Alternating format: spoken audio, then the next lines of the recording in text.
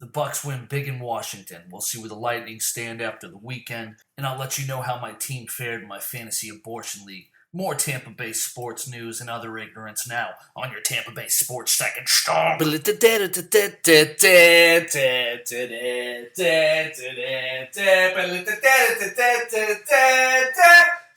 Welcome back, sports fans, to another edition of your Tampa Bay Sports Second.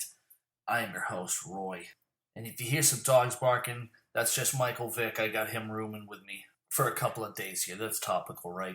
So let's kick it off here with the Bucks rolling into Washington Sunday. And they were able to pull out a win there, 27-7. It was a great game for them. Offense, defense, Josh McCown, 288 yards, 2 touchdowns. They didn't do anything on the ground, nothing at all. Mike Evans blew up, 209 yards. Caught both those touchdown passes from Josh McCown there. Vincent Jackson didn't do anything, but the defense, I think that was the big thing there. Defense, 2 interceptions, 1 return for a touchdown, 2 forced fumbles. It was just a great day for the Bucks defense.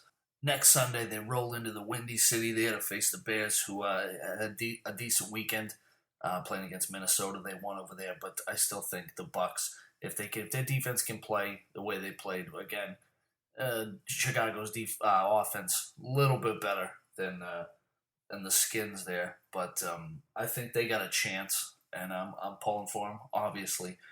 So I think they got a chance on Sunday. Let me wrap up the fantasy weekend here. Let you know how my Bucks stack turned out. It was a good day for the Bucks. The Bucks that I had, they played great. Like I said, I had Josh McCown. He put up 20 points. Perfect. That's all I need. Mike Evans, 36 points. Ridiculous. My mistake was starting both Vincent and Mike Evans. Vince only put up 5.8. And luckily I stayed away from the ground game because, like I said, no one did anything. And I would have gone with Rainey if I had to pick between him and Charles Sims. And Sims put up more yards, but by that I mean he put up like 30 more yards and he got like 36 even. I also had Alfred Morris going up against the Bucks. He put up 14 points. I had Mark Ingram against Cincinnati. He only put up 13. Not terrible. Jordy Nelson, another great week for him, 18.9. Jordan Reed didn't do shit. Billy kind of didn't do shit, and the Saints didn't do shit. So it was a poor week, other than my Bucks picks. And I think from here on out, I'm going to be definitely stacking Josh McCown and Mike Evans. That's definitely the way to go. So I'll keep an eye out next Friday, where I'll have the new week stack for your Bucks when they go into Chicago to play the Bears. And let's stay on football on the college level here. We got news coming out of University of Florida that after the season's done, old Willie Muskrat there is going to be stepping down. He's not going to be around. They're still looking for a coach. There's been some candidates they've been talking about, but no one's been biting at this point.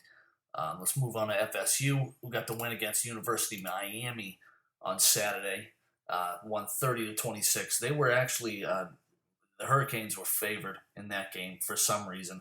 6-3 team against a 9-0, and that win there is going to bump Florida State up to number 1 in the rankings, which I understand why that happened. I called 2 weeks ago, that they were going to be at number 1, and they dropped down to number 3. They've had somewhat of a weak schedule. I don't pay attention to it too much, but they did have a weak schedule. And this coming weekend, they got Boston College, and FSU should be able to handle them pretty good.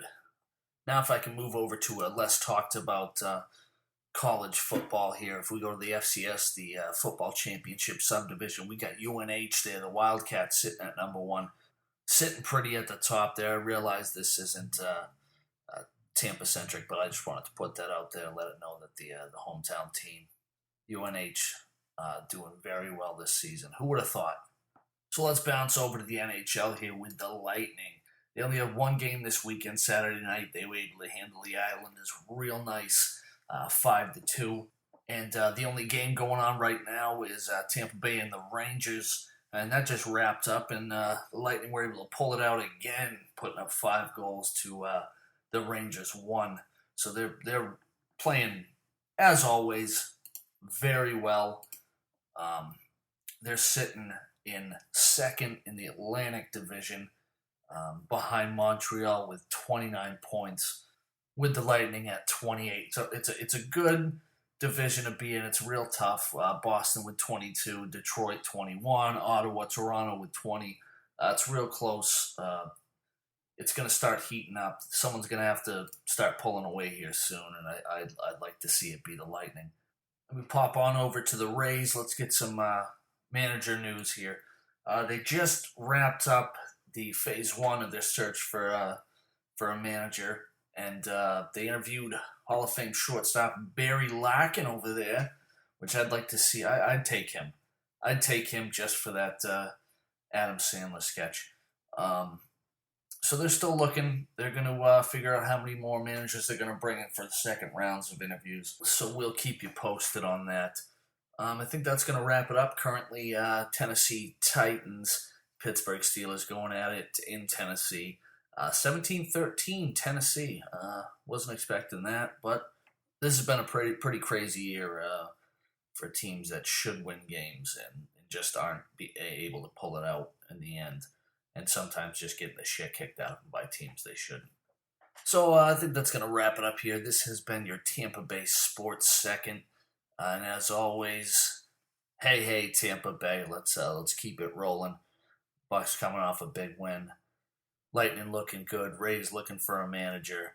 And it's been a good week for Tampa sports, I think. So thank you, everyone. I am Roy, and keep it strong.